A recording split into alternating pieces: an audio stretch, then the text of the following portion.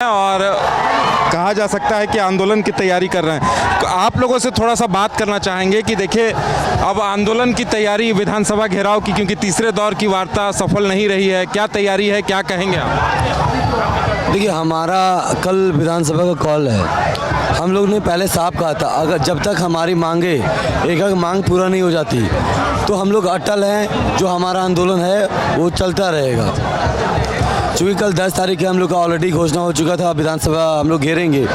आज जो वार्ता हुई, एक रिफॉर्म को छोड़ दिया जाए तो जेएसएससी सीजीएल हम लोग का मेन फोकस है। चूँकि सीआईडी ने मामले को लिपापोती किया था तो उसका हम लोग सीबीआई जांच की मांग कर रहे हैं।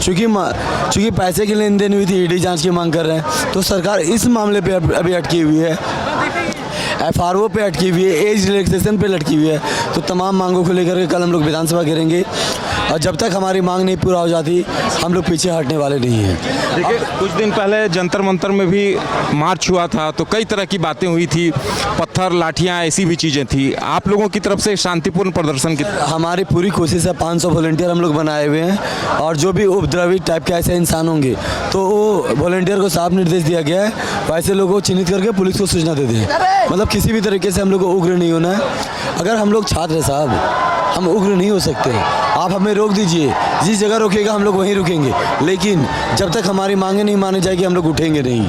यानी अब जेएसएससी सीजीएल को लेकर आप लोग अपनी मांग पर अड़ गए? सर, पिछला 11 सालों से 2015 का वैकेंसी है और उस 26 में क्लियर हुआ। जब क्लियर हुआ तो विवादित तरीके से, अगर सही तरीके से एग्ज़ाम होता तो हम लोग कुछ नहीं बोलने जाते, लेकिन सीआईडी को हम लोग प्रूफ पे प्रूफ दिए। आपको बताते सीआईडी के ऊपर भरोसा क्यों नहीं है। पहला कि नेपाल जब क्वेश्चन पढ़ने के लिए लोग गया, सीआईडी ने माना कि वहाँ 28 अभ्यर्थी गए, 28 में से 10 पास किए। मेरा आरोप था पेपर 3 लीक हुआ। आप पेपर 3 का कहीं पे कोई जिक्र नहीं किए।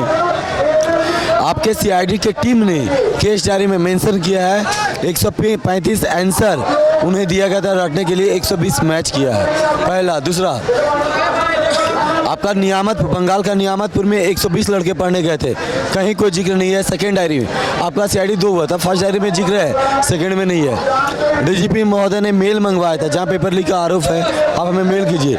झारखंड के अलग अलग शहरों से 53 मिल गया था, कहीं कोई जवाब नहीं दी। साहब कैसे सीआईडी के ऊपर भरोसा करें? हम भी छात्र हैं साहब, हम लोग 10 साल इसको संघर्ष दिए हुए इस एग्ज़ाम के लिए, कैसे बर्दाश्त करेंगे? आपको अगर कोई डर नहीं है, आपने चोरी नहीं की है, करवा दो सीबीआई जांच, क्या दिक्कत है? डर किस बात का? आपको बता दे, अगर सीबीआई जांच होता है, अगर 2200 ज्वाइनिंग हुआ है उसमें से 1500-1600 आसपास आपको पता चलेगा ये पैसे की वजह से, सेटिंग की वजह से एग्ज़ाम पास हुए हैं। हम लोग का कंफर्म इन्फॉर्मेशन है अप्रॉक्स 1600-1700। बहुत ऐसा हुआ था कि 20-25 क्वेश्चन बहुत लोगों को मिला था, बहुत तरीके का वायरल हुआ था। आप बताइए, जब नेट बंदी ऑफलाइन एग्जाम था, नेट बंद करने का क्या मतलब था? ऐसा तो नहीं वायरल हो जाता। सरकार को इनपुट हो चुका था कि पेपर वायरल हो गया है। पेपर वायरल ना हो उसको बचाने के लिए उन्होंने नेट बंदी किया। अब एक बात बताइए, एक हमारे टीचर, मतलब टीचर नहीं है, सेक्शन ऑफिसर है, संतोष कुमार मस्ताना सर, उन्होंने सीआईडी को प्रूफ दिया, हाई कोर्ट को प्रूफ दिया, उसको 4 महीना जेल में बंद रखे। सीआईडी हमें जवाब दे, आखिर किस केस में उसको जेल में डाले थे? अगर वो वीडियो में ये कहते कि जो सेटिंग करवा रहा है करवा ले, हम उसको मतलब बैंक के लोन दिलवाने में ये करेंगे, वो टॉन्ट कर सकते साहब।